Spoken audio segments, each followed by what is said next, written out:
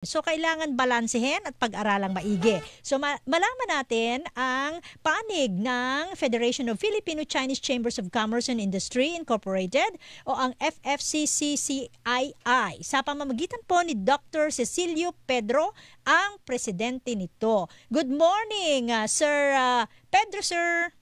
Magandang umaga po sa inyong lahat. Opo, siguro naman, sir, napakinggan nyo na yung mga balita natin last week, na naipasa na raw sa Congress yung 200 pesos legislated wage hike. Though sa Senate naman, 100 pesos lang naman sa Senate. So, kailangan muna sila magkasundo.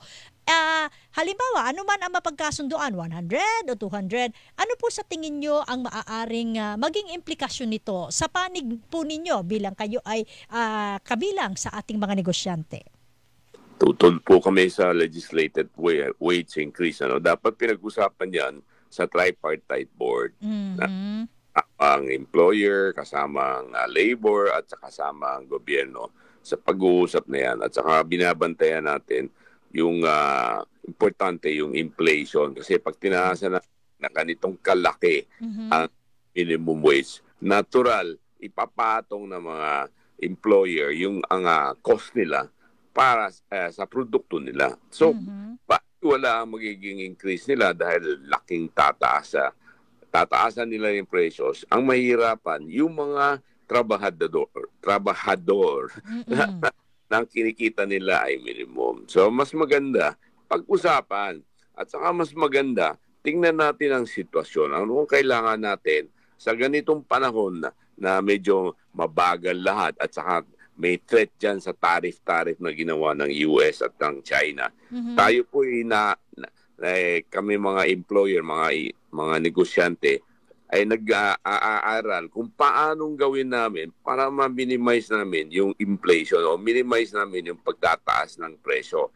Kasi oras na tinaas mo yung presyo, baksak sigurado ang benta. Yan ang number one. Ang number two, pinag-aralan din namin kung paano matulungan ang labor namin. Gusto namin umangat din ang mga laborer namin. Yes. Hindi man dapat lahat basta kumikita ang employer, dapat bibigyan din natin ang mga lalo na yung mga minimum wage earner. Yun ang gusto ko. Yun ang gusto kong madinig ng mga taong bayan na kami po'y hindi tutol sa pagtaas ng minimum wage. Ang importante, pinag-aralan. Ang importante, tingnan natin kung ano ang dapat sa panahon nito, lalo na ngayon na talagang delikado yung ginagawa nga ng gobyerno, binabaan pa nila yung presyo ng bigas, which is very good. Talagang subsidized. And laki ang subsidy ng binigyan ng government doon sa bigas. Yan ang dapat gawin natin. Pagbaba ng mga presyo ng bilihin, ang nakikinabang diyan, yung mga yung mga nahihirap, sila ang nakikinabang. Yun ang bantayan natin. Huwag naman pagbaba ng presyo ng bigas tapos biglang patungan natin ng 200 pesos. Ang napakalaki niya, no? That's easily more than 30%. 30%.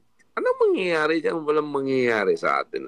Hindi ganun ang desisyon ang dapat pag-usapan. Ang pag-usapan natin, paano tayo makatulong diyan sa pinakamahirap, sa mga minimum wage earner. So, dapat bantayan natin, pag-usapan natin, balance natin kung ano ang maganda para sa kanila at para sa negosyante. At isa pang pinag-usapan dito, yung investment. Alam mo yung Vietnam, nasa $8 sila. $8 minimum wage. Tayo nasa $11 na.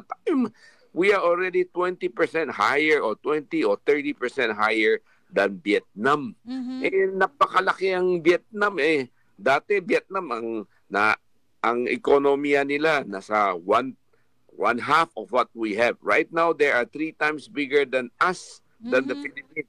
Tapos papatungan pa natin. Lalong hindi pupunta rito yung mga negosyante galing sa China o galing sa ibang bayan o ibang country. Kasi gusto nila, kailangan efficiency, kailangan competitive pricing. para pumasok dito ang investors. Dr. Pedro, sir, sabi nyo kanina, tutol kayo dyan sa 200 pesos legislated wage hike o kung magkano man yan sa Senate is 100. Bago naman po kasi yan na isa batas, syempre dumaan din po yan sa mga consultation, sa deliberation. Hindi po ba kayo kasama doon sa mga nakonsulta ng mga mambabatas natin bago nila yan na ipasa doon sa third and final reading? Kung meron bang konsulta, hindi ako na-konsulta. Kung meron man, sinabi namin sa kanila, tutol kami dyan. On our personal level, sinabi namin yan, tutol kami dyan sa legislated wage, lalo na sa 200 pesos. Napakalaki. Ang yung mga malaking kumpanya, hindi problema. Kaya nila yan. Yung mga nahihirapan, yung mga small and medium industries. Yun ang majority. Pag-usapan natin kasi baka they will start immediately ang mga negosyante. They will cut employment. They would immediately lay off some of their workers to maintain their cost, to maintain their pricing in the market. Opo. Yan, masama. O yan. Yung mga miyembro po ba ng FFCCCII, how do you characterize yourselves, sir? Kayo ba ay kasama sa malalaking negosyante o nasa MSMEs level kayo? Majority pa rin nasa medium and small industries. Sa FFCCII, ito po yung nationwide. Marami po sa amin ay mga ordinary negosyante, ang mga employees, mga 10 to mga 100 employees. 10 to 100 employees. Yun ang majority. Siyempre, meron din malalaki sa amin. Kasama din namin yung malaki. Pinag-usapan natin, lalo na kung malaki. Ang laking effect ito kung 200 pesos. Yet 1,000 employees at 200 pesos. That's 200,000 pesos per day. Per month, let's say 25 day a month, yes, that's 200,000. That's 5 million per month. Per month. So, laki. Talagang papatungan na lang nila sa presyo nila. So, tataas ang mga bilihin.